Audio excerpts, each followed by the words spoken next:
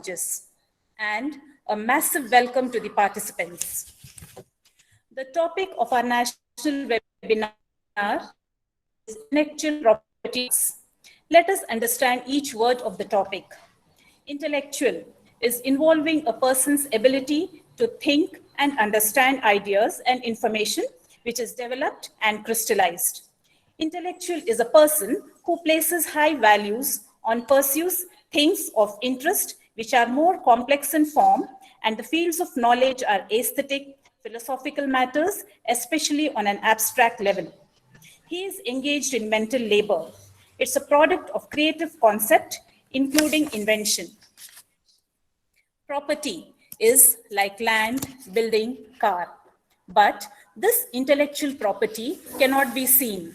It is intangible and is a creation of human intellect. It is created by using mind, foresight, imagination, and judgment. It creates wide variety of intellectual goods. It is indivisible, unlike traditional property. Unlimited number of people can consume it without depletion. When we talk about right, enactment of a legislation alone would not help to protect the interest of the owners, but their effective implementation would be a key to achieve desired results. Intellectual property rights are statutory rights, and once granted, allows the creators and owners to exclude others from exploiting their creation or invention commercially for a given period of time. It allows the creator or owner to have benefits of their work when these are used commercially. It is granted to the creator, inventor in lieu of disclosure of his or her knowledge. They also entitle him to prevent others from using, dealing, or tampering the product without permission. It is customarily divided into two main areas, copyright and rights related to this. They encompass literary and artistic work, such as books, writings, musical compositions, paintings, sculpture, films, and computer programs. The second industrial property, which is characterized is protection of distinctive signs as trademarks, geographical indications, inventions, protected by patents, industrial designs, and trade secrets. To talk more about this with expertise, we have eminent speakers. I now call upon Principal of GNG College, Haryana, Mrs. Poonam Kaur Ahluwalia, who has been eternally supportive in our collaborative endeavors to address the gathering. You are the propelling force to give direction to the institution. Over to you, Madam.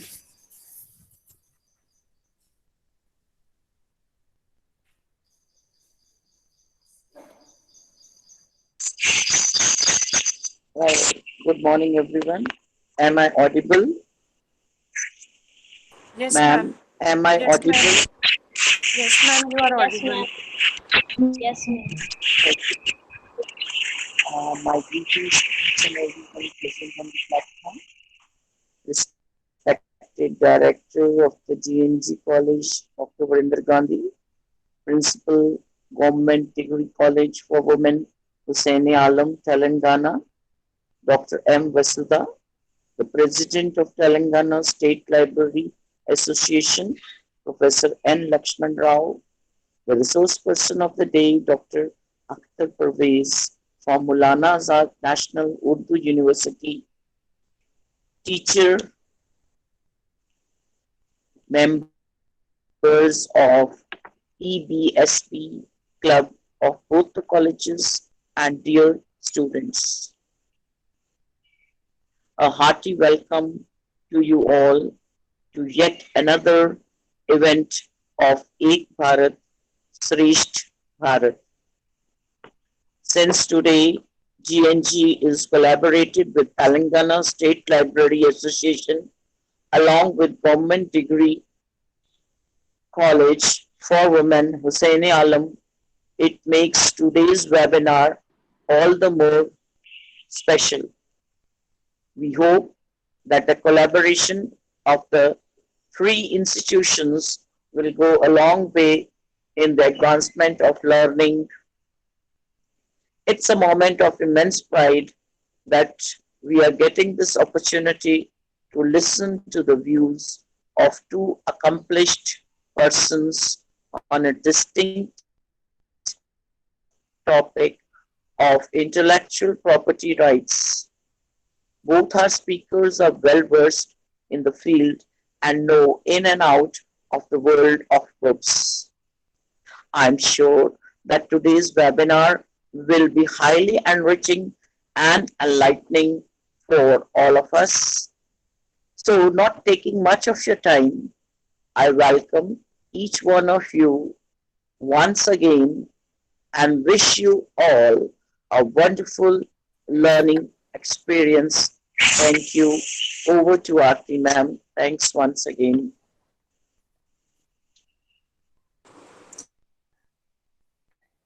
Next, I would like to invite Dr. Vasudha Madam, Principal GDC Hussaini Alam, Hyderabad, Telangana, to speak a few words. Principal Madam is credited for creating a stress-free work environment in our college. Her attitude enhances the compatibility index and compels us to give our best to the institution. Over to you, Madam. Good morning, everyone. Thank you for your very kind words, Razia Madam. But I do not know. I hope I'm audible. Yes, ma'am. You are. Okay. Yeah, thank you. Like I said, you're just too kind with your words. I'd like to welcome you all to this webinar that our IQAC team, our Internal Quality Assurance Committee, has put together. And I welcome Professor Lakshman Rao Garu and Akhtar Parvez Garu to share their expertise, as everybody is saying, on intellectual property rights. I am sure all the participants would be very interested in the topic. This is not something that we teach our students a lot, and I think they should know. I believe it as even as a career. A lot of people are studying intellectual property rights.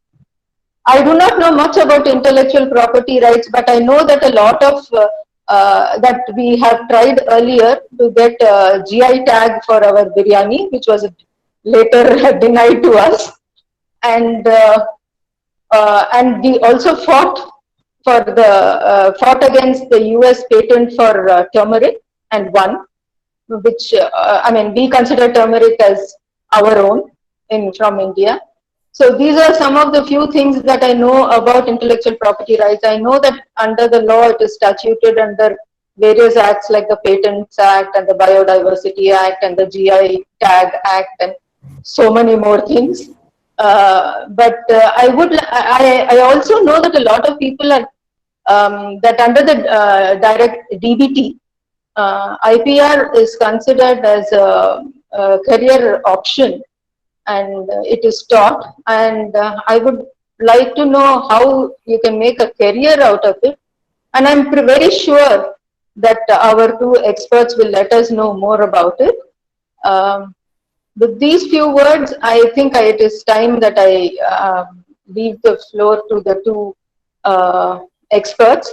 And before I go, I would like to thank wholeheartedly our partner institution, the principal Poonam Kaur Madam, the director Varinder Gandhi Madam, and Dr. Aarti Singh, of course, without whom we cannot do this program.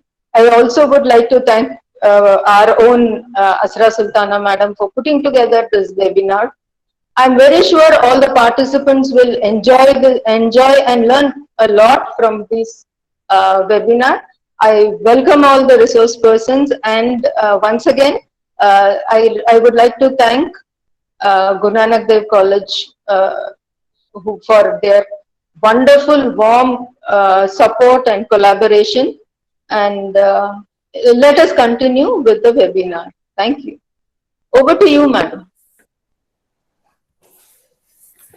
I now call upon Dr. Varinder Gandhi, Director, GNG College, to enlighten the listeners. Your esteemed presence has added impetus to the occasion. Over to you, Madam.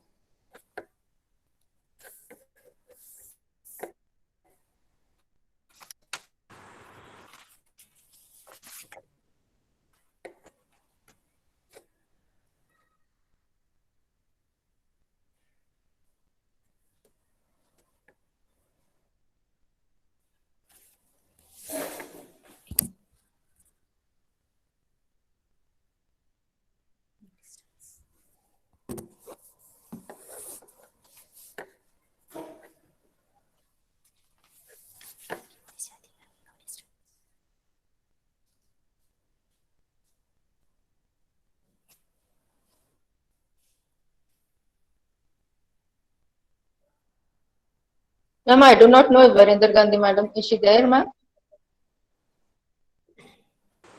Yes, ma'am. Yes, Okay, fine.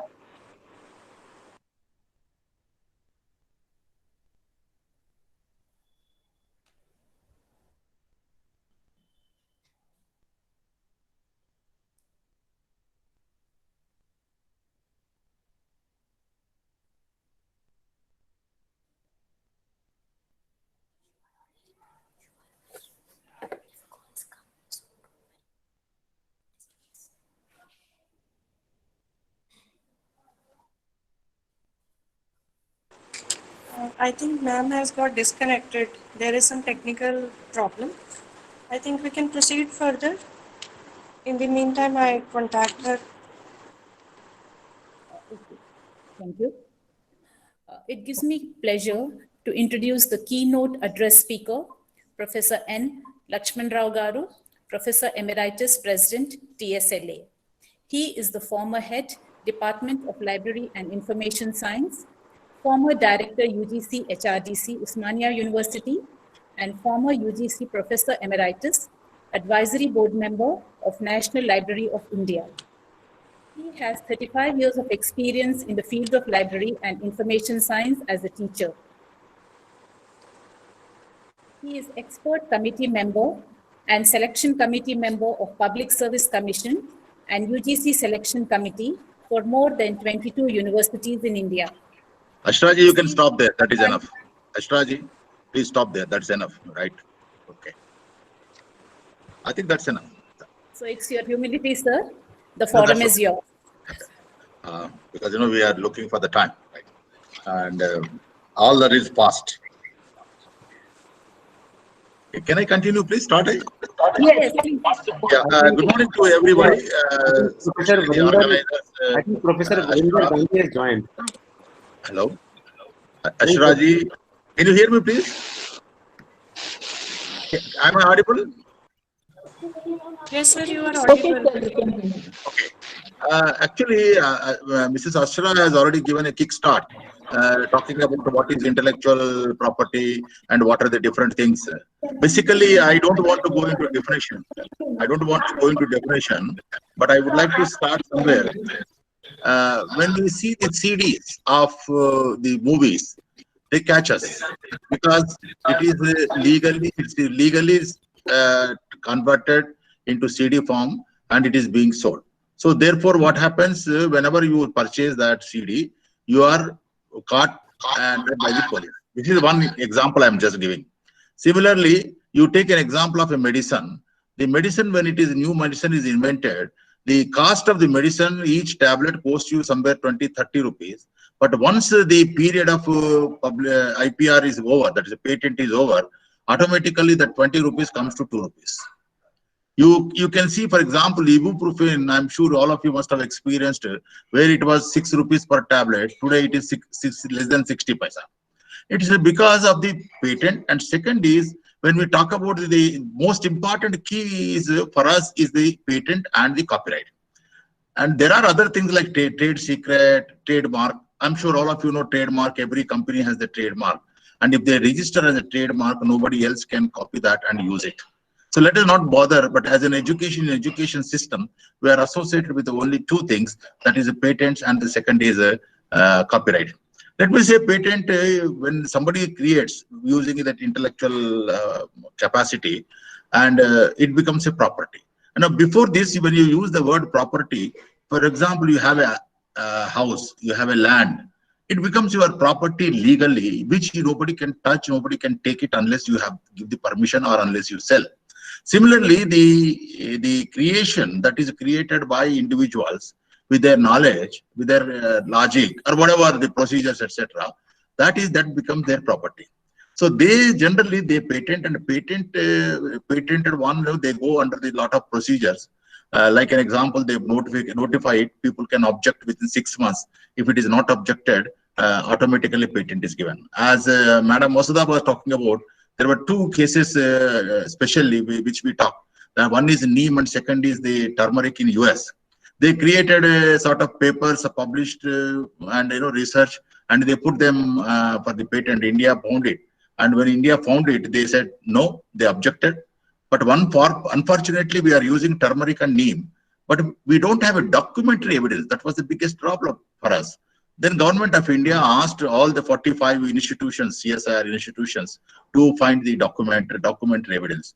Then ultimately we submitted. And similarly, then they said, why can't we create a database of the medicinal plants? Then they created all sorts of databases in this country, so that tomorrow, if something goes wrong, we'll be able to claim that this is under, it's not, you cannot patent it, but it's ours. So looking into that, basically you can do even the procedure. For example, if you are having tomato sauce, you are creating a tomato sauce, but everybody can create. Only thing is, if the procedure changes, the procedure can be patented. So that's how, for example, drugs, chemical composition or procedures can be patented. Drugs generally are patented for 5 years, or from the date of submission, it is 7 years, or date of acceptance, it is 5 years. So the reason why it is 5 years, the reason is medicine is very important and key to the health of the people. That is why they have made it only 5 years. Otherwise, the patent is 20 years. So these patents, on most of the scientists, whatever they do, whatever they identify the formula or composition, or it may be, in any case, it could be design also. All these things are patented, and we have a lots of patents in the world, and it comes under the law of world intellectual property rights. Right there, if somebody wants, they can do. There are a couple of free courses are there. You will be able to understand. So therefore, the patent is very key component for the mental creation or knowledge creation through the intellectual process. This is one area which we are. But as a teacher, as a student, we are not bothered of too much of the patent. It's only the scientific community which do the research. They are bothered about it. And number of patents, like you must have seen lots of these laboratories. They do the research and they design a lot of things, and then they patent it. Now, second most important and associated to us is the copyright. Now, the copyright, when we say, there are few things are there. For example, music, a song. You cannot copy a song. You cannot copy a movie. You cannot copy anything that is being created in the audio or video also.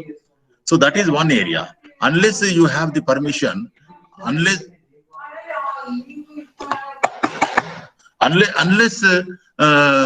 we have permission, we cannot copy them. But of course, what they do, because it is their own property, they make it and they sell it. That's a different story altogether, because it is their property. So looking into that, what we objectively we see is the videos, audios, songs, films, all those things. This is one area. Second is the books. Whatever the books that we are talking about, today you can photocopy a small portion of the document. You cannot photocopy the whole book, because it is under copyright. You must, all of us must have seen C at the back of the title page. Then similarly, now the digital material is coming. It comes under digital rights management. It is almost like a copyright, where people cannot copy as they like. They cannot download. This is one area.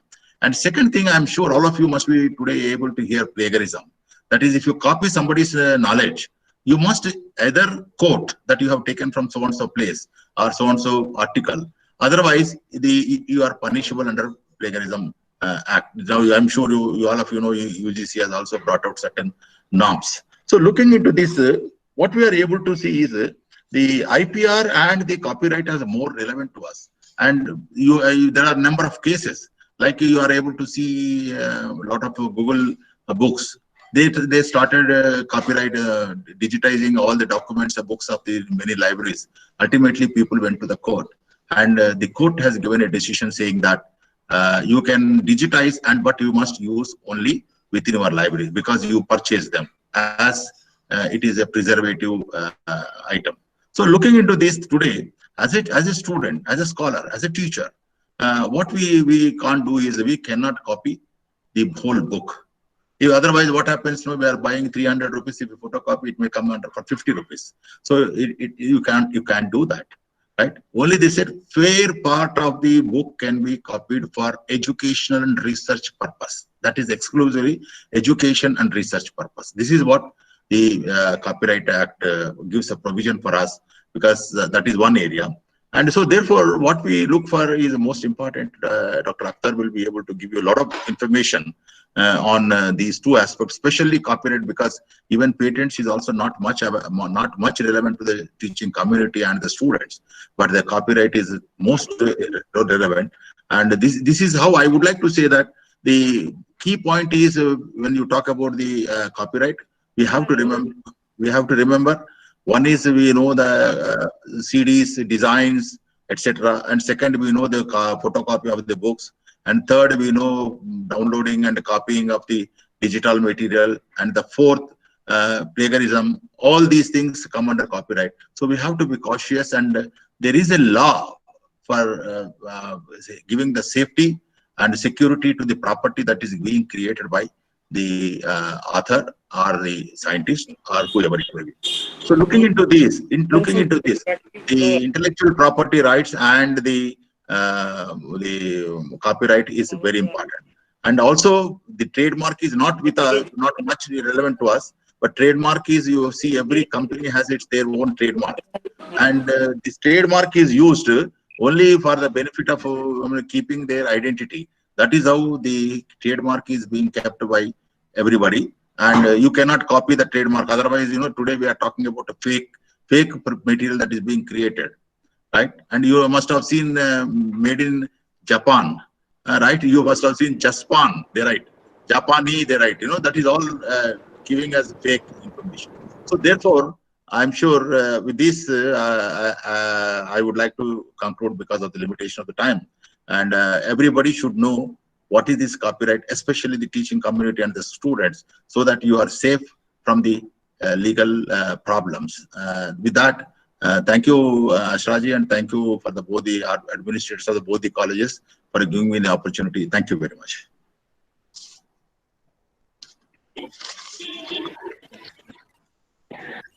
The next speaker is Mrs. Asra Sultana, lecturer in library science, GDC Hussaini Alam. She is a silent worker who maintains the library of our college in a meticulous and impeccable manner. She breeds books and is surrounded by ocean of knowledge. I request Madam to introduce the renowned resource person of today's webinar, Dr. Akhtar Parvez Sahab. Over to you, Madam.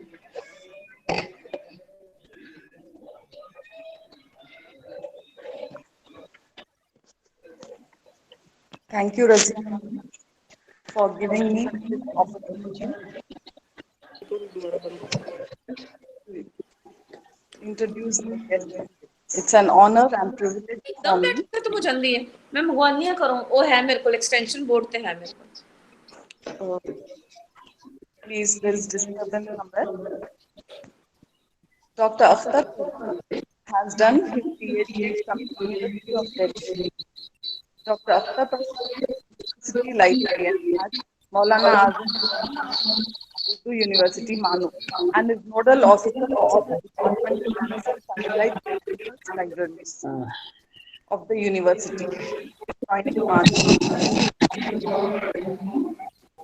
He worked as a librarian at the prestigious IIM Indore. He was also the first appellate authority on RTI matter at IIM Indore.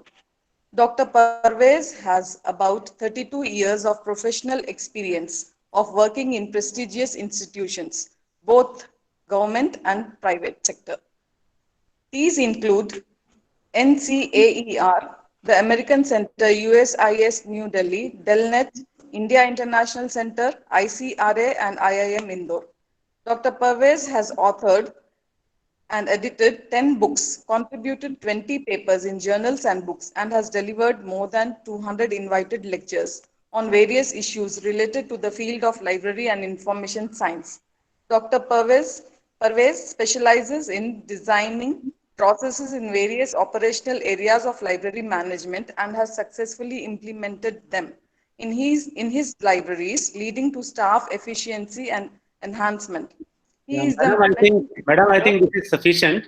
I'll be grateful, if you can just start this session because it's already. I'm sorry, but I think probably we can skip this now. Okay, sir. I welcome you, sir, to the platform, and it's over to you now. Okay. Thank you, madam. Respected Professor Lakshman Rao, Professor Sudarshan Rao, Dr.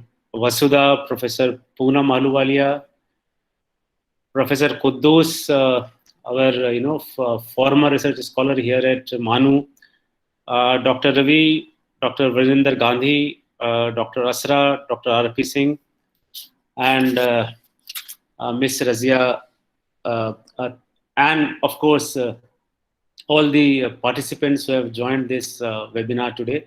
A very good morning to all of you. You know, though Professor Lakshman Rao has actually told you what IPR consists of, like patents, copyright, etc. You know, I'll be talking on the issue of copyright in detail. And let me just present my screen to you. Just a second. And my sincere gratitude to all the organizers, you know, who considered to invite me for this webinar on copyright.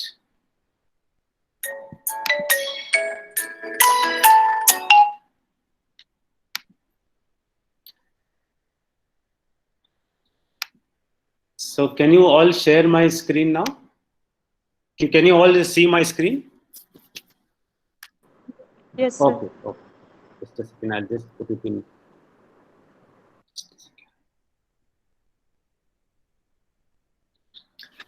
Yeah, so as I said, you know, I'll be speaking on copyright mainly. I will not go into the details of other issues like patent, etc. So this is our university, and you know, we do a lot of things. We have a very good library, so all the audience who are in Hyderabad, so I request them to please visit our library sometime whenever they get time. We have books not just in Urdu language, but all other languages, because there is a perception that we probably have books only in Urdu languages. So what copyright is, what intellectual property is, Professor Lakshman Rao has told you. And it contains, you know, things like patents, trademarks, copyright, trade secrets, geographical indicators like, you know, Assam tea, etc. And as told by him, you know, IP, that is intellectual property, is protected by law, and it is a state-created monopoly.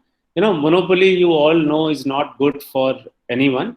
But you know, by creating this kind of monopoly for intellectual property creators, I think the government actually provides a balance between the protection of rights of the creator and, of course, the protection for general good of public. So I feel, you know, this is a good balance between these two things. And I'll just skip few slides because I want to cover more on copyright issue. So these are some of the, you know, symbols which actually are trademarks of various companies like you know, Maruti, Mercedes, Nestle, Godrej, etc. So I mean, by seeing this, you know, you immediately come to know, okay, this is that product or company.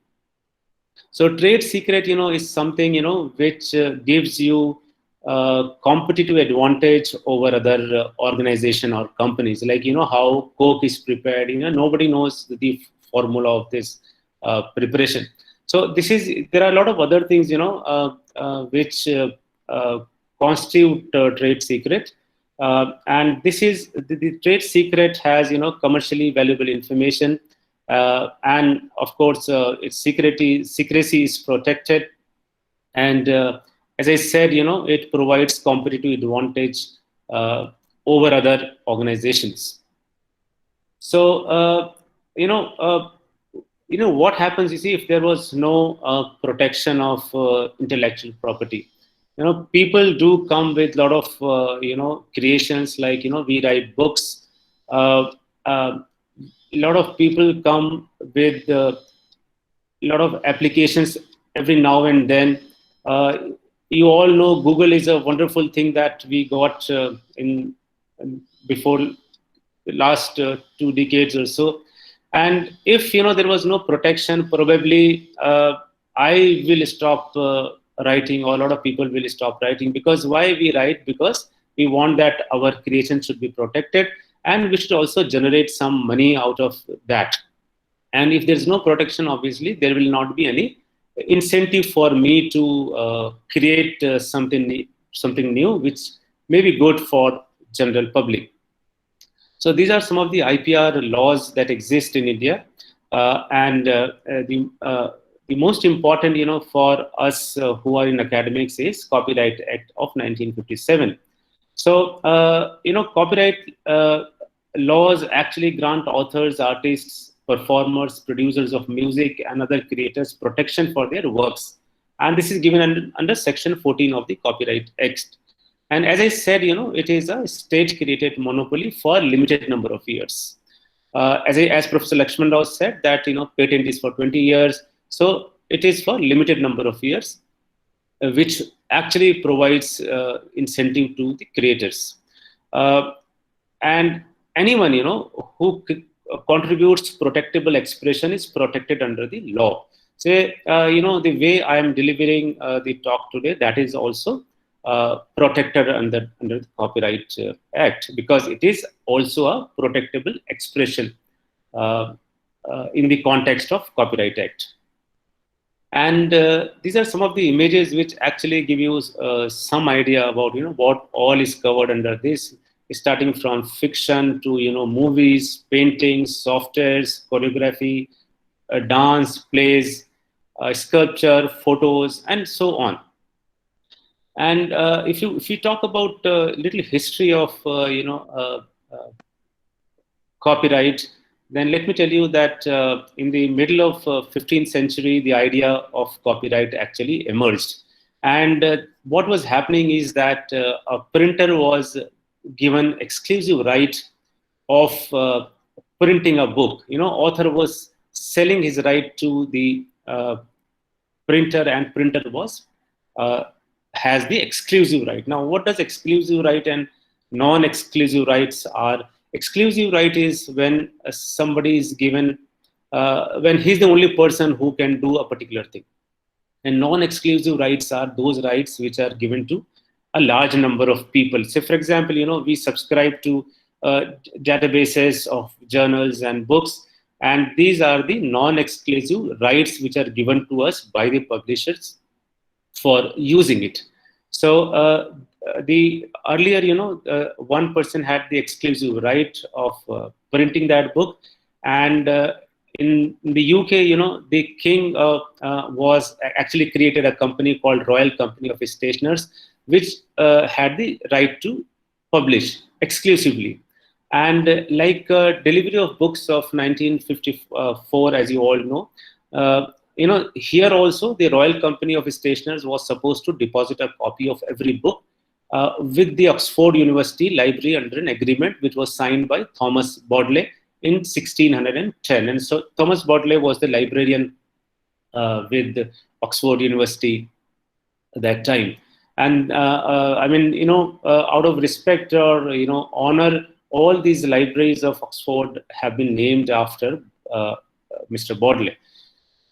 So, in India, the law was introduced in, British, when British East India Company came here in 1847 or so, and then Copyright Act of 1914 under British Raj, which was similar to the Copyright Act 1911 of Great Britain, was implemented. And now, the recent or the most latest we have is the Copyright Act of 1957.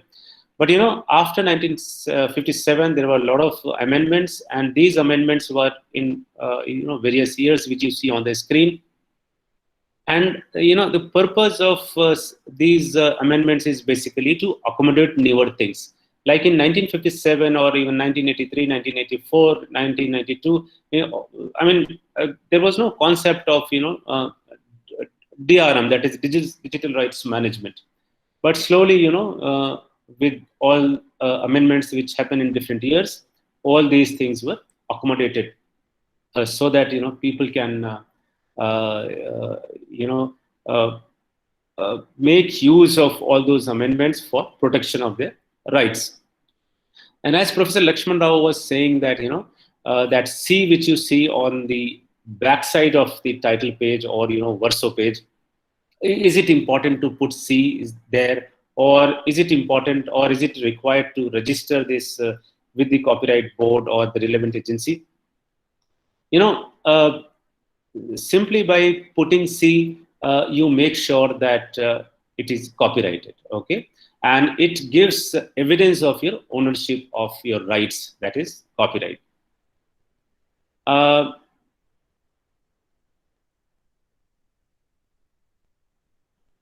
This copyright also, helps others to know who is the holder of the copyright. So, for example, if the C is not there, then probably the reader of that particular document or book will not know who holds the copyright. Say, in case I need permission from Professor Lakshman Rao, so I should know clearly, on books which are authored by him, whether he owns the copyright or the publisher owns the copyright. So that actually gives me that information who holds the copyright, and it becomes easier for me to contact that person or agency. So, if you see the Copyright Act of 1957, so this stands for the legal rights exclusive given to the authors or creators of intellectual work. And copyright protects works of authorship, whether it is published or unpublished, including, writing, music, art, computer software, film, etc. But here, originality is important. It cannot happen that somebody plagiarizes some information and wants to copyright it. I mean, that's not possible, of course. And copyrighted works in India enjoys the same rights and privileges in other countries which are members of the Berne Convention. This convention was historically has a lot of importance because with this agreement or convention, the copyrights of people, staying in particular country are respected by other countries also. Similarly, other countries respect other countries' copyright are respected by us in India also. So, and that happened only because of that Berne Convention, which was signed in 1886, and then after that it was 1967. And these are some of the conventions, and most important convention for us is actually the Berne Convention, which we all should remember and read what all it contains. Professor Lakshman Rao was also mentioning about the copyright duration. Copyright is actually for a definite period of time. Of course, throughout the life of the author, and after his death, there is certain number of years. And the duration varies from country to country. So, for example, in India, it is 60 years, whereas in US, it is 70 years after the death of the author. So, and it is the calendar year. So, for example, if somebody passes away today, then the 60 years after the author's death will start counting from 1st January next year. And also, in case of multiple authors, so it will start counting after the death of the last author. And it is given in this chapter 5, section 22 to 29 of the Copyright Act. And copyright earlier used to be for a very limited number of years after the death of author. That was 14 years. That it was increased to 28 years in US. I'm talking. And then today what we see is that sometimes copyright duration can last for over 100 years. And it is because of various reasons. One is the lifetime of the author, and sometimes people, because of life expectancy is going up. So if somebody is alive till 90 years, then after 90 years, that is 60 years also will be added. So only after 150 years, the copyrighted works become or fall in the public domain. The major question that people have is about the ownership of copyright, as to who owns the copyright, and there is always a question and confusion among people. So the author says, I hold the copyright, whereas the university or the employer says, you did this work during the course of your employment here in my university, so the university will have the copyright. Publisher says, if the author already transferred given the exclusive rights to him for publishing, so he's the owner of the copyright.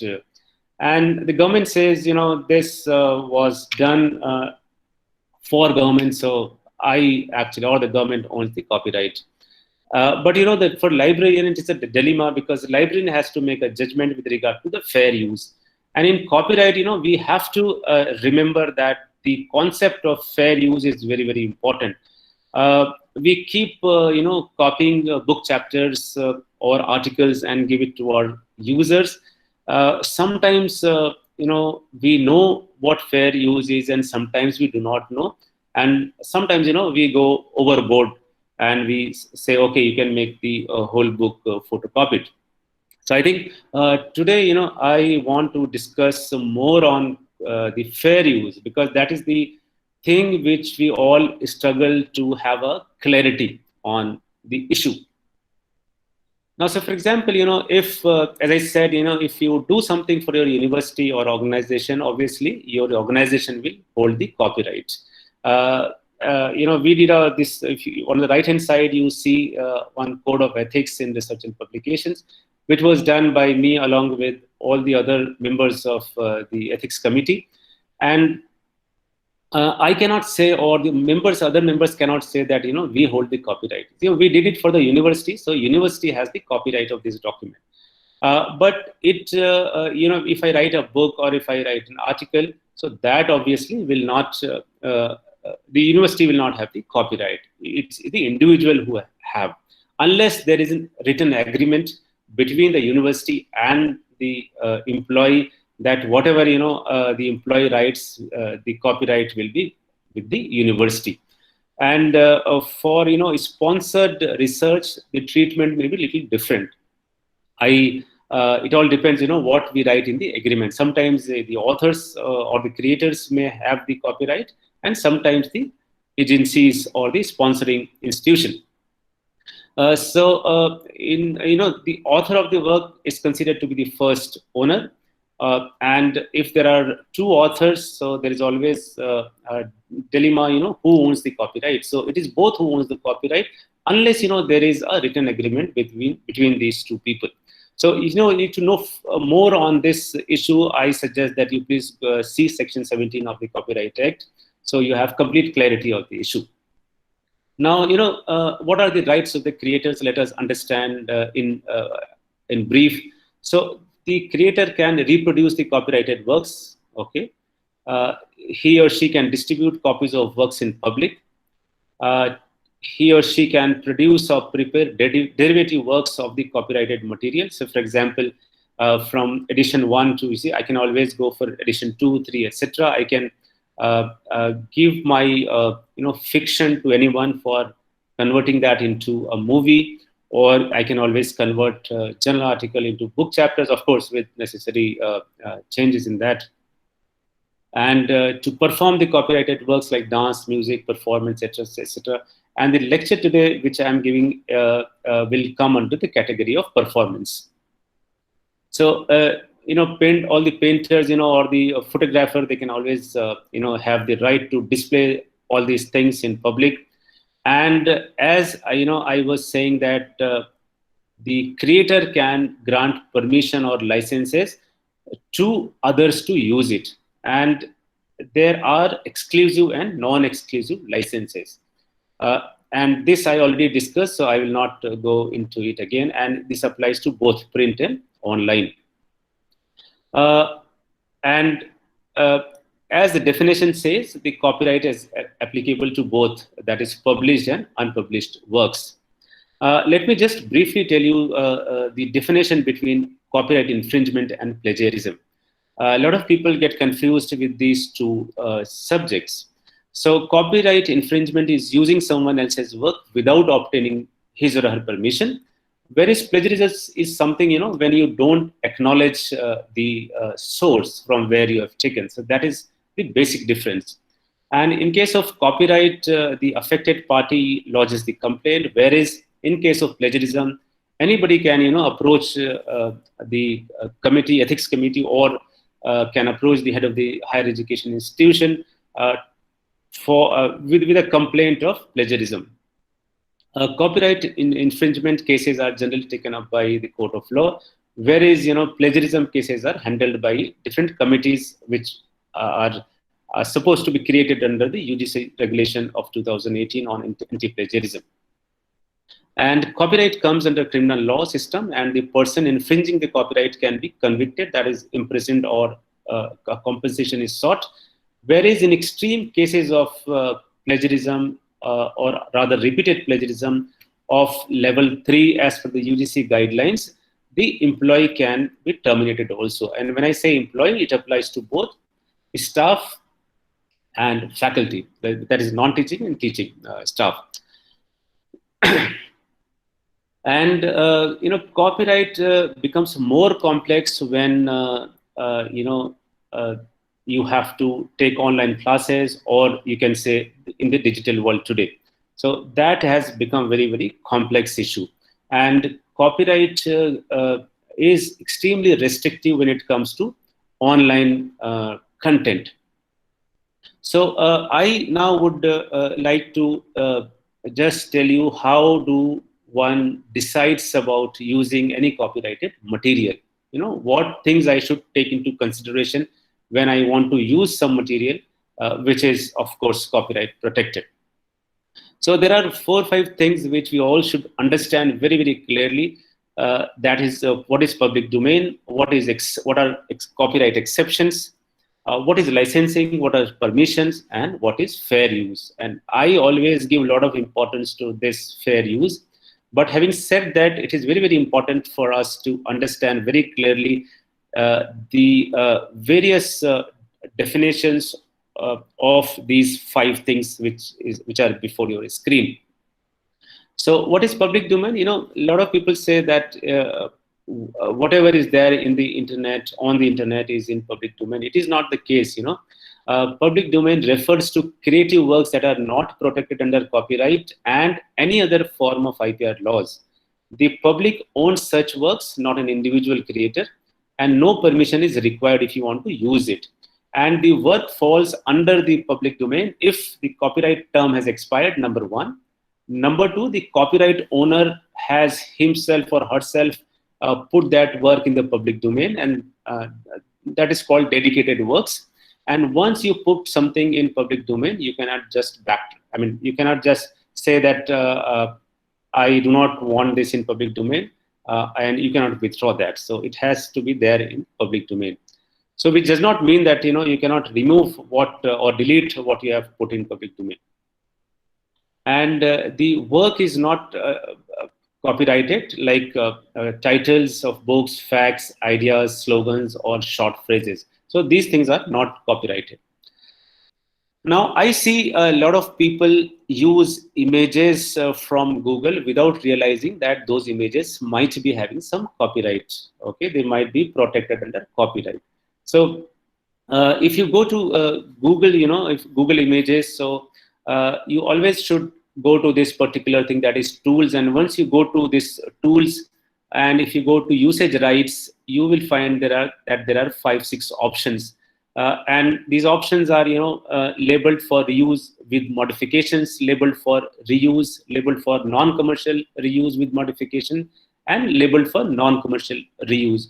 So if you select any of these filter, you will get only those relevant images which you can use in your work. So you should not just pick up any random image and use in your PowerPoint presentations, or while you take online classes. Though there is no problem, if you use such images in physical classes, but there is a problem when you take online classes. You cannot just use any image. Similarly, there is another website, very interesting and very good website you must visit, that is Flickr. So on Flickr, you get some beautiful images, and you can go to the Creative Commons images and use those ones. I'll be telling you what Creative Commons are. And similarly, if you want to use some content from any of the video, you must ensure that those videos are not protected under copyright. And there is a button called filters. So if you go to this filter, then you can choose these Creative Commons videos, so that once you choose this Creative Commons, you will get only those videos which are licensed under Creative Commons licenses.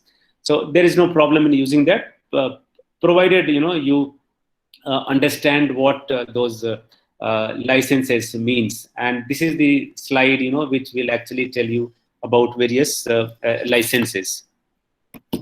That is one.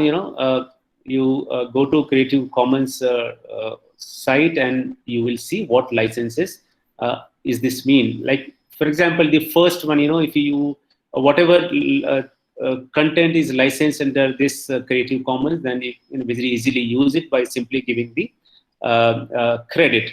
But for others, you have to be a little careful, because some are for non-commercial use.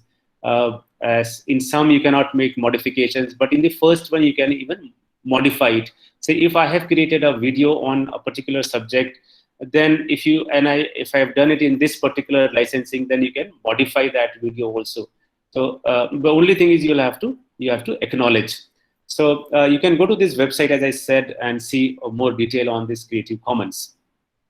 So that's the next thing is, exceptions. So there are a lot of copyright exceptions for classrooms, and those classrooms may be physical, or those classrooms may be online classroom. But here there are certain conditions. One is that it should not be a for-profit organization. So this exception will apply only if it is not for-profit organization. Number one, you can use anything in your class, physical class, and whether it is copyrighted or not, you don't need permission, because there is one exception in the Copyright Act, that is classroom exception. And other condition, the work should have been lawfully made, or there should not have been any reason to believe that it has not been lawfully made or obtained. So in other words,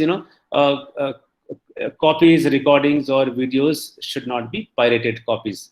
And apart from that, all teachers must sensitize the students that the material which they are using in the class are actually protected under copyright, and they should refrain from distributing. So, I mean, people do not, sometimes people do not understand the distribution concept. So when I say distribution, which means that though I can send it to one particular person, but sending something in a group probably will create a problem. And then if you want to do the recording of your physical class, so again you have to tell a student that they should not distribute it. And my suggestion to all the teachers or librarians who are attending this seminar is that when they record the classroom performances, they must make sure that they have students' permission to record it. Or if the students are minor, then it is important that you seek permission from their parents. And now we come to online classes. Online classes and physical classes using copyrighted material is see difference between these two. Using copyrighted material comes with severe restriction when it comes to online classes.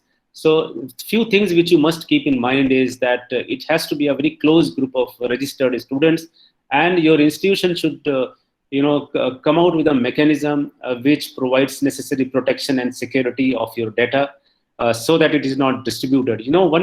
Once you put it on internet, it is considered to be the distribution. So it should not be there on the internet. And the amount of material used in a physical classroom has all the exceptions which may not be true in an online class.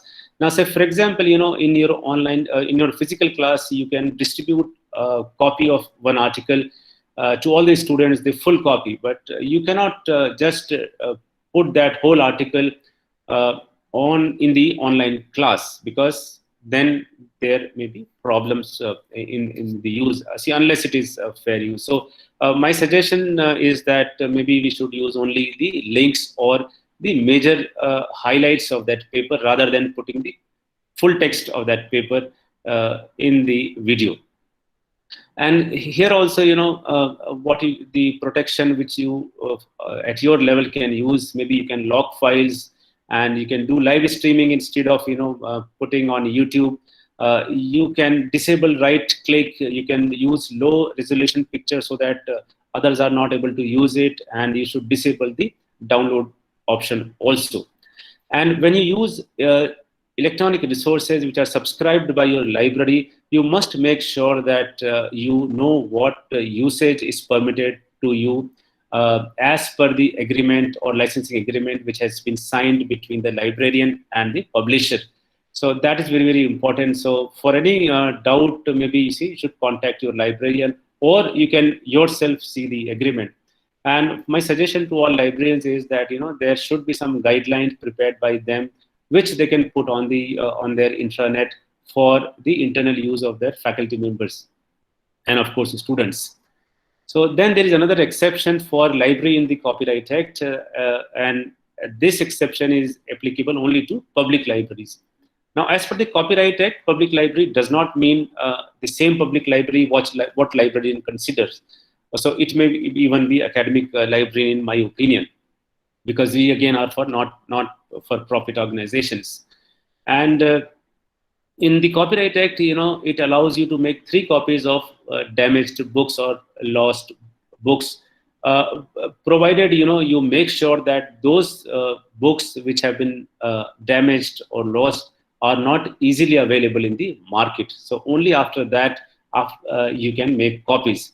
And the 2012 amendment of the Copyright Act provides for making electronic copy of what you have in your library. But this does not mean that once you make scanned copies of this, you distribute it or you put it on the internet. Maximum what you can do is that you can make these things available to your students or faculty within the library premises only, that is on your server, etc. It should never be distributed. It should not even be on your intranet, which is accessible to large number of people. And why I am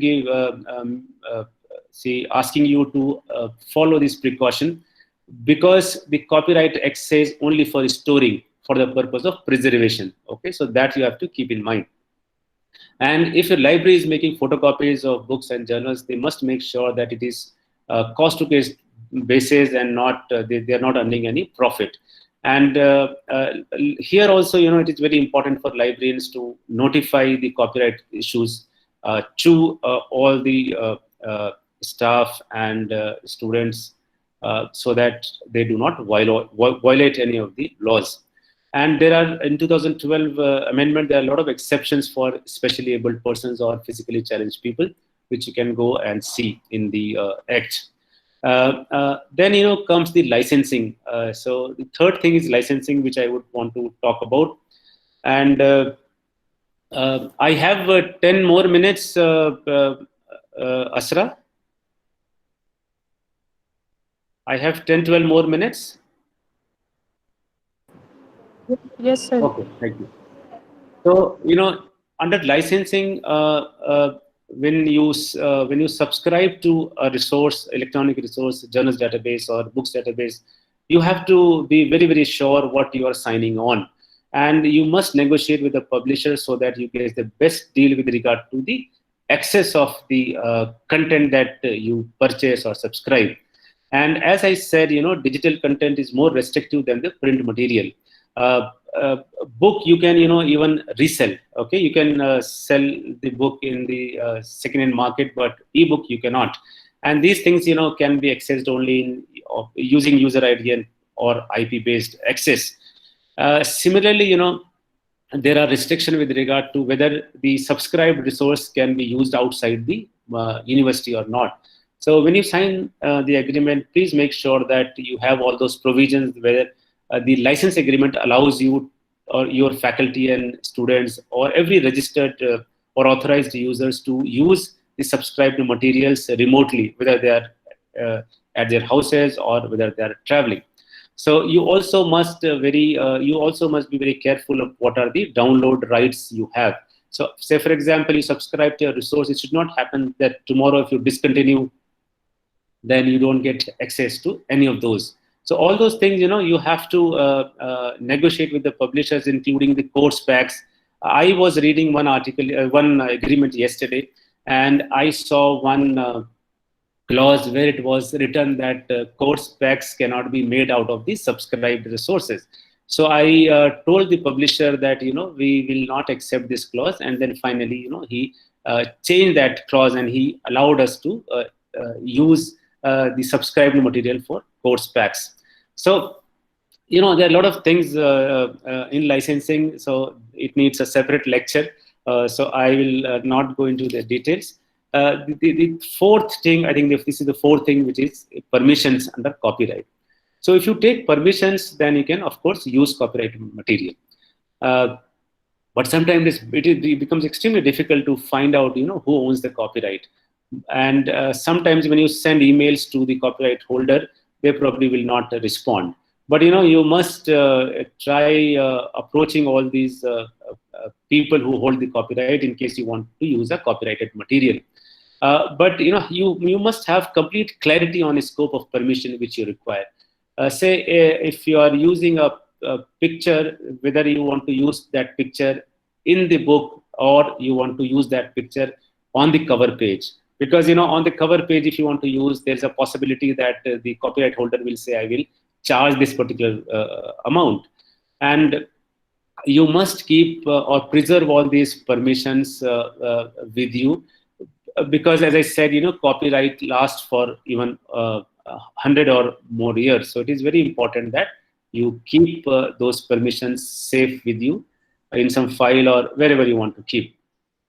And then, the another thing which we have, and this is the last thing that I'm talking about, that is fair use. So fair use is basically a doctrine, legal doctrine, which allows a person to make limited use of copyright work without the permission of the owner. So the fair use, when you write articles, when you write books, you keep citing sources, okay? And you keep using some material in your literature review or wherever possible, wherever it is required. So this is called fair use. And similarly, reproduction in the course of fair dealing, that is also a fair use. And Professor Lakshman was saying that if you are using it for research and research publication, it is research and teaching, it's fine. But if it is for some commercial purpose, then it is a problem. So on the right-hand side, what you see is that there are a lot of exceptions which I have listed in brief. And here the problem is, though the copyright protection is almost a standard in every country, US will protect our copyright and we will protect or respect the copyright of US authors. But unfortunately, there is no set mechanism or a standard mechanism what fair use is. So there is no agreement on this issue. So this is basically, this depends on your own academic judgment, where you are making whether you are making a fair use or not. So, now we have complete clarity on these 5 issues, that is public domain, exceptions, licensing, permissions, and fair use. And now again, I will ask the same question, that is, how do I decide about using any copyright material? So these are the 5 or 6 things which you should take into consideration when you are using any copyrighted material. The first thing, of course, you will have to assess whether the material is copyrighted or in the public domain. So if the material is copyrighted, then of course you will have to permission.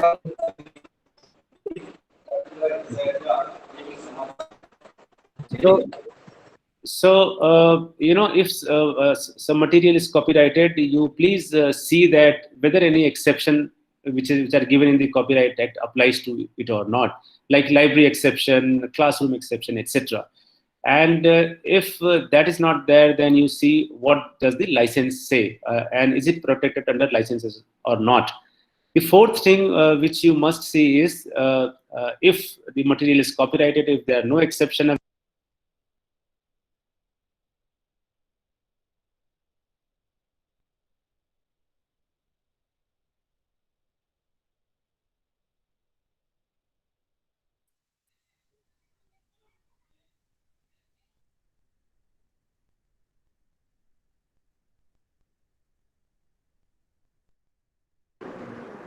Excuse me, sir. You are not audible.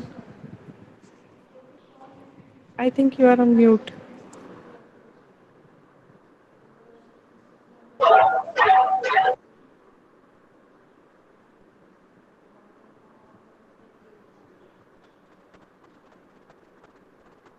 Is it okay now? Yes, now Yes, it's sir. okay. So, sir, when did I get muted? Mute any idea or what place so that I Sir, slide before this slide, 48 number slide. 48? Okay, okay, that was the most important slide, I think. Yeah. Okay. So what I was saying that it is very important for us to first analyze if the material is copyrighted or not. If it is copyrighted, then we must explore whether any exception is there, like library exception or classroom exception. And if that is not there, then I should explore whether the material is protected by any license or not. And if it is protected by license, does it provide any mechanism for me to use that copyrighted material? And then if that is also not there, then I should see whether I can make fair use of that or not. And then if that also option is exhausted, then I must look for permissions. And so, for example, if I don't get permission, because sometimes, you keep writing to the copyright holder, he or she will not respond. And of course, they are not bound to respond. So it is our duty to keep following up with them. So then, if that option, that is fifth option, is also exhausted, maybe you can try once again the possibility of making fair use of the copyrighted material.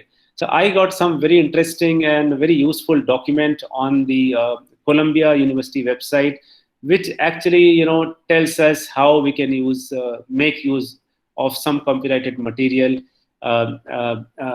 with the fair use legal doctrine. So there, on this website, I found that they have given 4 things. That is, what is the purpose of use? What is the nature of material being used? What is the amount that you want to use? And what will be the impact or effect of use on the holder of the copyright work? So this is a kind of, scorecard which actually tells you the purpose. If then on the left-hand side, you see this is is favoring fair use. And on the right hand side, you see it is opposing fair use. So if it is for the purpose of teaching, research, scholarship, or and of course for non-profit education institution, it is fine. If it is for the purpose of criticism, a lot of people they write criticism of some article or comment, so that is permissible. If it is news reporting, that is also permissible.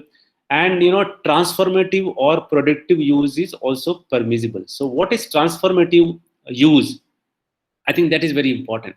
Now, transformative use, I think I will tell you after a few slides what this transformative use is. And if the the copyrighted material is being used for restricted access to some students, etc., then it is fine. If it is parody, that is also fine. So parody is something, when a song is changed into some other song or similar things, like if you see on India Today or Aaj Tak, there is one thing called So Sorry. So what they do is they make parody, and that is also permissible. Then what is opposing fair use factors are, that is, if the activity is for commercial use, if it is for profiting, if it is for entertainment, bad faith behavior, say for example, you do not want to disclose whether it is copyrighted material or not, etc., then if you want to deny the credit to the originator. So this opposes the fair use. Similarly, if you see the next thing, that is the nature of material being used. If it is published material, it is perfectly fine. But if it is unpublished material, then you will have to be very, very careful for making fair use of that thing. If it is factual or non-fiction based, it is fine. But if the work is highly creative, then you have to be more careful. So this is the nature. Then amount of use. Professor Lakshman Rao was also mentioning that, you see, we can make photocopy of book in a small quantity, that is maybe 1 chapter or 2 chapters, depending on the number of pages a book has. But if it's a large portion, or if you want to make the whole book photocopies, then there is a problem. Then if you are using a limited portion, But if that is the central to the work of that copyright holder, like if it is a fiction and if you want to use the central idea from that fiction, though it may be small, so that will go against the fair use, and whether the amount is appropriate for favored education purposes. And then I think this is the last one, impact of use. So the fair use should not impact the creator in a negative manner. Like, for example, it's the fair use should not hamper the sale of other copyrighted material. Okay. And then whether you want to make one or few copies, and if there is no significant effect on market, as I said. So these are some of the things which are given on the left and right hand side, which you can read a little later. So, I was saying that if you use a small amount of for a book for photocopy, etc., then it is fine. But the Delhi University photocopies case, actually they changed the interpretation of fair use. The judge here, the judge Enloe, he even ignored the quantity. And in this judgment, what Justice Enloe said, that it is perfectly fine, even if you are making photocopies from different books and making it one book for different courses. So this judgment actually, came, I think, few years back. I don't remember which year. And this is a landmark judgment. And in this judgment, the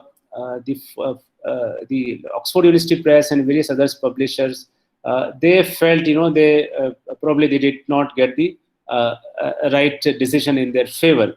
And then they approached the higher court. But finally, they had to withdraw their case because they thought they should not get into any kind of, fight with various stakeholders. So after this judgment was passed, in 2020, not 2020, it was long back. There was an article in 2060, that is the editorial, which said that ruling in DU copyright case reflects the inability of Indian courts to integrate legal outcomes with robust business models. And I also, sometimes feel that probably the judgment ignored the quantity, and it went against the interest of the publisher and, of course, the interest of the creators that are author. So one can always, photocopy books and distribute, citing the Delhi High Court judgment delivered by Justice Enloe, and keep on doing that.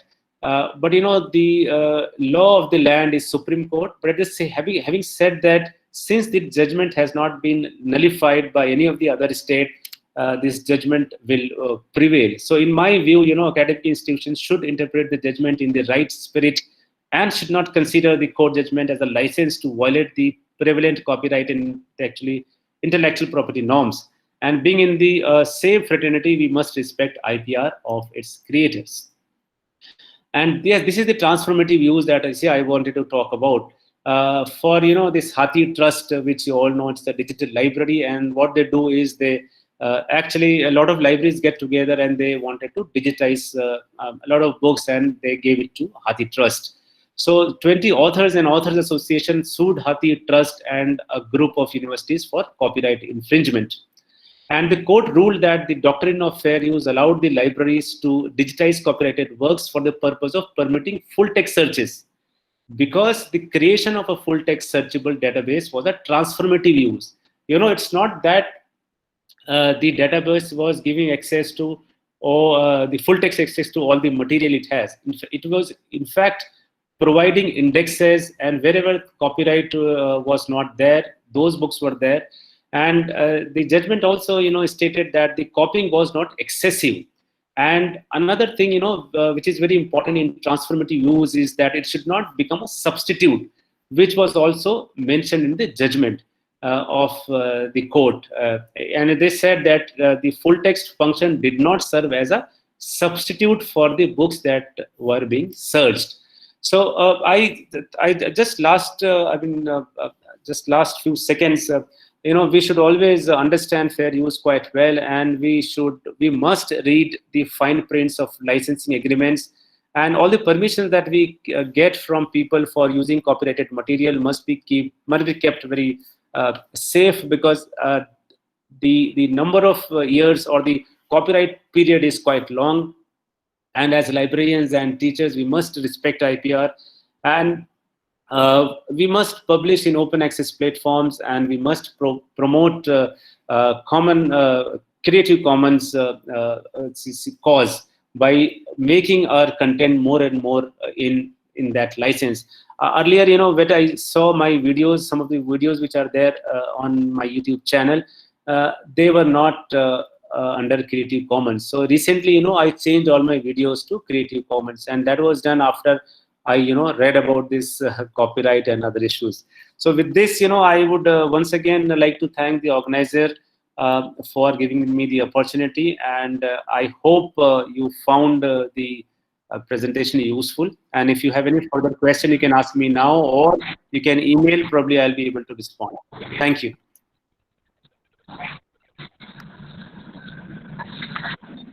Thank you, Dr. Akhtar Parvez Sahab, for giving a concise and concrete presentation. It has compounded our awareness regarding copyright issues. It has made us think with greater seriousness its implications and content. We are grateful to you for this. The differences between copyright infringement and plagiarism were well highlighted. The cautious approach while taking online classes is relevant, and the differences between public domain, exceptions, listening, permission, and fair use were aptly explained with clarity and academic expertise. Thank you once again, sir. Feedback link is provided in the chat box. All the participants are requested to promptly fill the feedback form. Certificate will be issued in due course. The forum is open for question answer session. Participants are requested to unmute themselves and ask questions if they have any.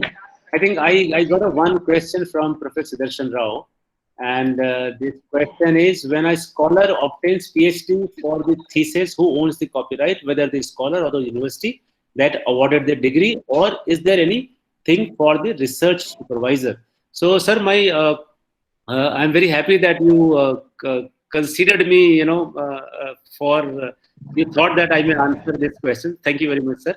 And the research scholar obviously will hold the copyright, but a university has the right for digitizing it, and the university has the right to put it on Shodhganga. And that is why we generally take one undertaking from all the research scholars that they should not have any objection to digitizing or archiving of his or her thesis. So the copyright vests with the research scholar. And sir, your second question is: when the research is sponsored by some institution, whether it is the copyright of the institution or the researcher or the investigator or both, when a teacher copies and circulates to, okay, the second question, sir, it is, when we get some project or when some research is sponsored, obviously, there is some kind of written document between the person who got the grant and, of course, the sponsoring agency.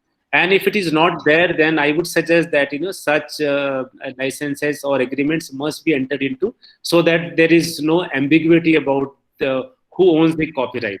So that is my answer to that. And third is, sir, when a teacher copies and circulates all the students, say about 40 entire journal article, yeah, it is perfectly fine, sir.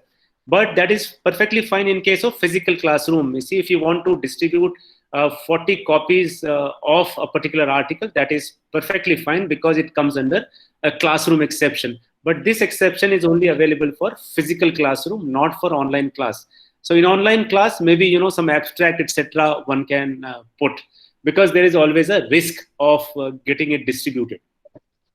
I hope I could answer your question, sir.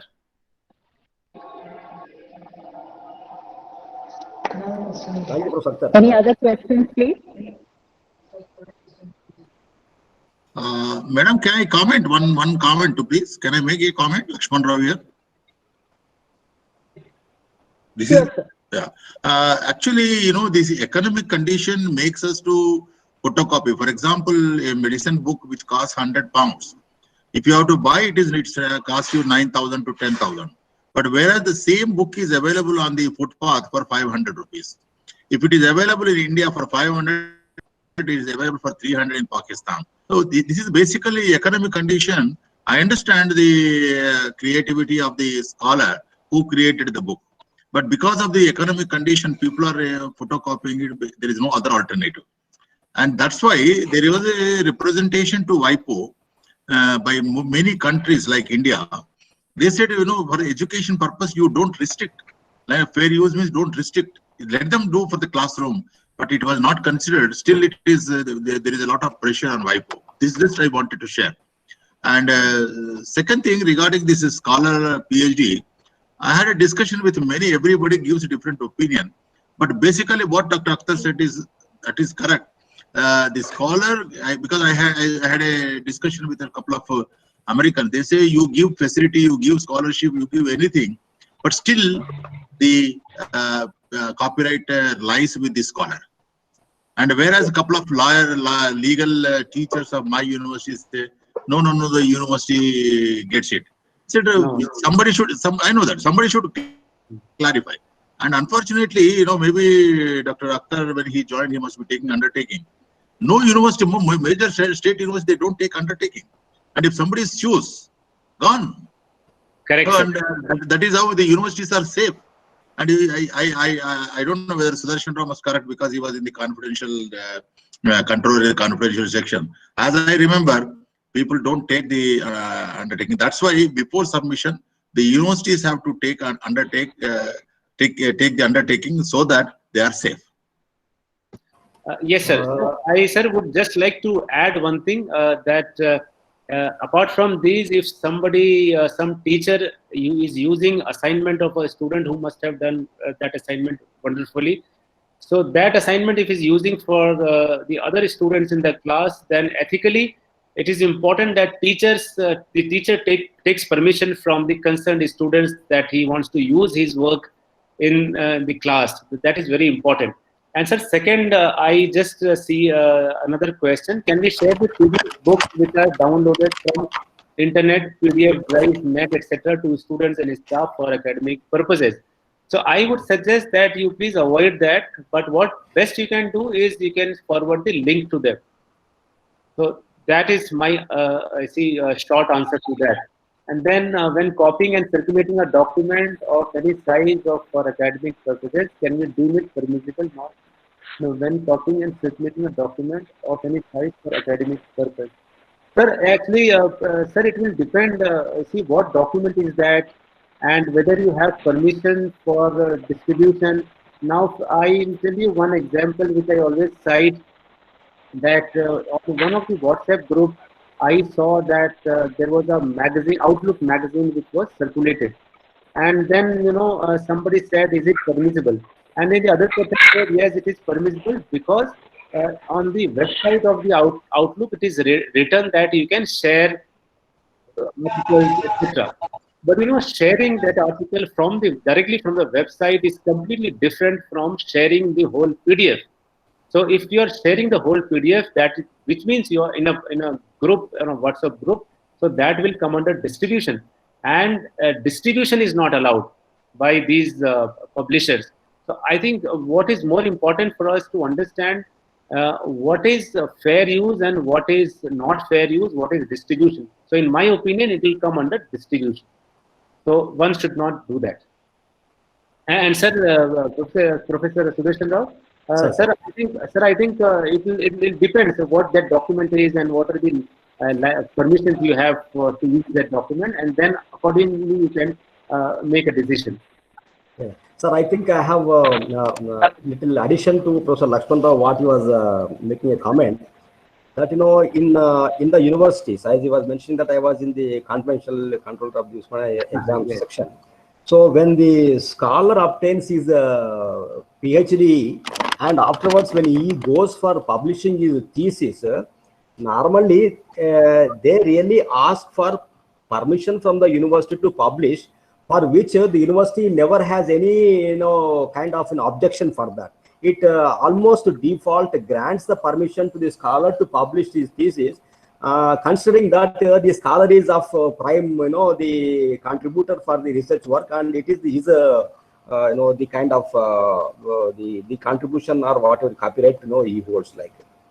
And second thing, what I just wanted to mention is, in the light of the Delhi High Court, the judgment with regard to the photocopying and circulating the books and other material to the students, I think it's very well known to many of all of us.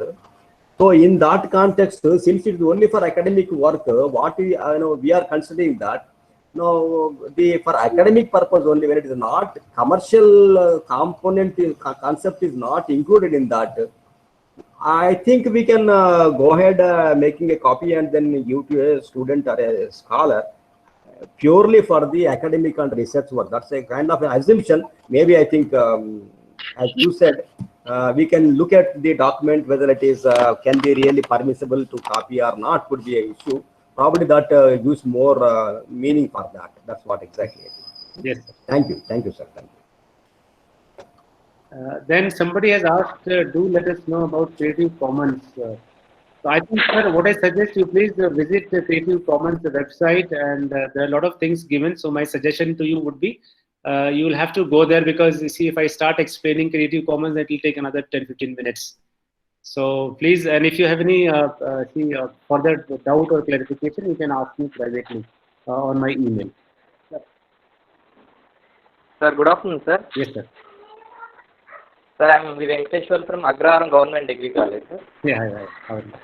Sir, thank you very much, sir, for your informative and excellent presentation, sir. I have query on newspaper clippings, sir. Generally, we give press notes to the media regarding college activities and programs. Can we keep the copy of our college related and educational and career guidance related news clipping in our WhatsApp groups and institutional repository like this, sir? That is perfectly fine. There's no problem. No problem. Education and career guidance articles will be there, no, sir? There's no problem. There's no in problem. blogs and Facebook also we can share to the students, sir? Yes. No problem. Not a problem. Okay. Thank you very much, sir. Welcome.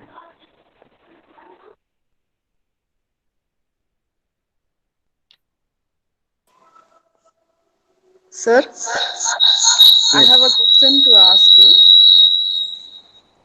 When Yes, madam. you want to check the similarity index or something for this plagiarism, that our papers should not have any issue. So when we go for this plagiarism softwares, they ask our permission to reuse our article and all. And also, how safe are these softwares for us to use, sir? I think we have no option. But softwares like Turnitin, Urkund, all these, they have or Authenticate, they have international reputation. So I'm very sure they will not really misuse. And as I said, there is no option. If you want to check for similarity, you'll have to upload your paper in Turnitin repository or any other repository. What you can do is that you should put in the Turnitin repository only when you finalize your article or when it is about to be published. And I think it will be good if it is there. It is in the repository of such software, because then others will not be able to copy and just get away. So I think it is good that our papers are there in the repositories. Okay, thank you very much, sir. Professor Akhtar, I have a small request to you. Sure, sir. Would you kindly throw some light on publishing our works, maybe the journal articles, maybe it's a preprint or the post-print also. Yes. And then the issue of that, the Romeo and Juliet database, the publishers' rights, etc. On that aspect, can you kindly clarify a little more? Probably they are going to give the rights or of say on so publisher or the journal, and what kind of rights they are really giving to a particular author of an article, etc., probably available from these databases like Romeo. And so then, how they are really been to be taken into consideration when we are really going to keep our own publications, maybe preprints or the post-print as well.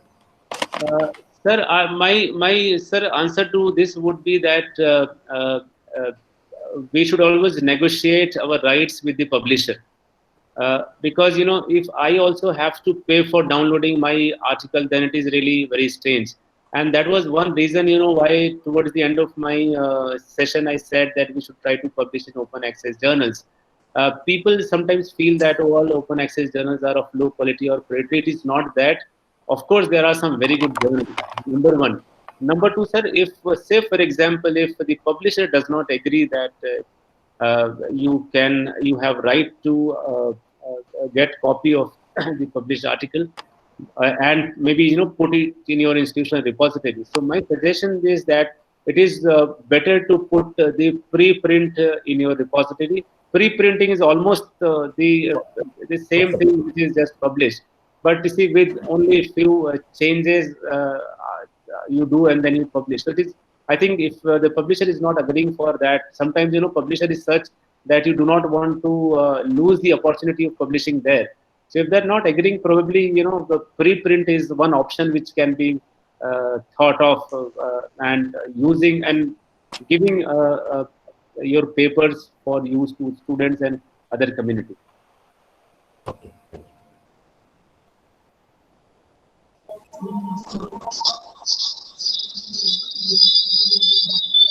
Yes, are we done with the questions?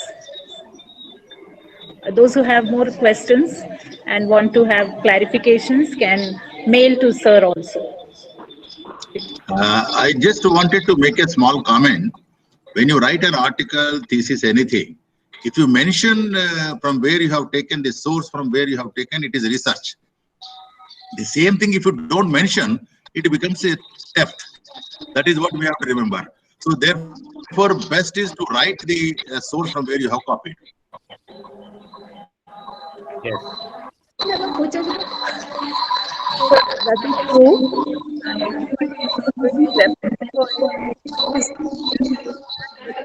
Technically, that also is coming from the understanding. So when I change just the wording like underneath or below, I took underneath. Then Asta ma'am, you are not properly audible. There is echo in your voice.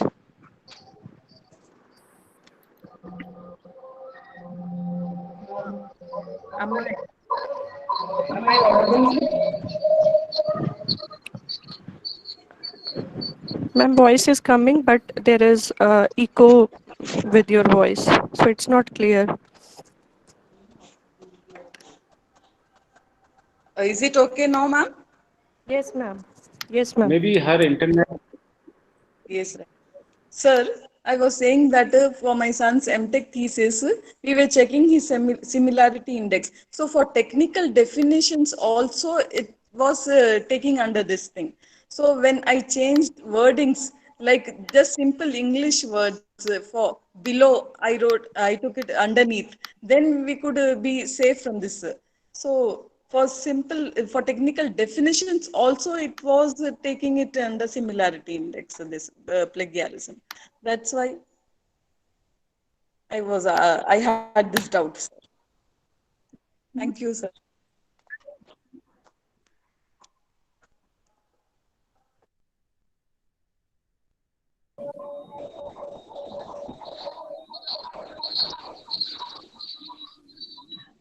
Can we proceed?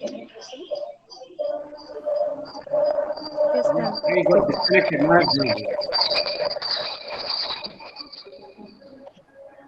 I now request Dr. R.P. Singh, GNG College, Haryana, to propose vote of thanks. Thank you, ma'am. Good afternoon, everyone. I am Dr. R.P. Singh, Ek Bharat Shresh Bharat Club Coordinator from Guru Nanak Girls College. It's an honor and privilege for me to extend vote of thanks for this event. First of all, I would like to express my sincere thanks to Mrs. Poonam Kaur Ahluwalia ji, Principal Guru Nanak Girls College, Dr. Mrs. Varinder Gandhi ji, Director Guru Nanak Girls College, and Madam M. Vasudha, Principal Government Degree College for Women, Hussaini Alam, as without their constant support and encouragement, this event would not have been possible. Further, I am extremely thankful to Dr. N. Lakshman Rao, Professor Emeritus and President of Telangana State Library Association, for his effective keynote address. I am extremely thankful to Dr. Akhtar Parvez, resource person of today's event, for his informative lecture on intellectual property rights.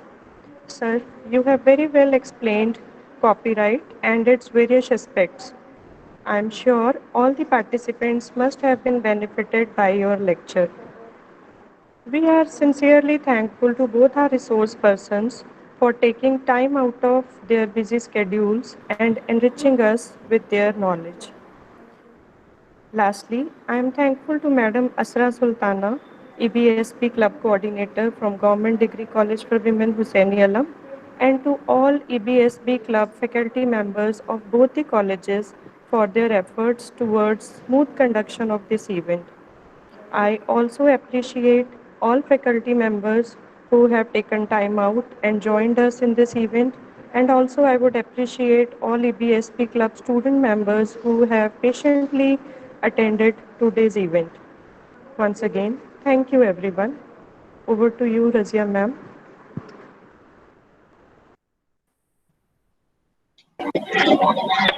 Yes, it has been a very knowledgeable experience, and we conclude today's webinar on a very contented note. Thank you.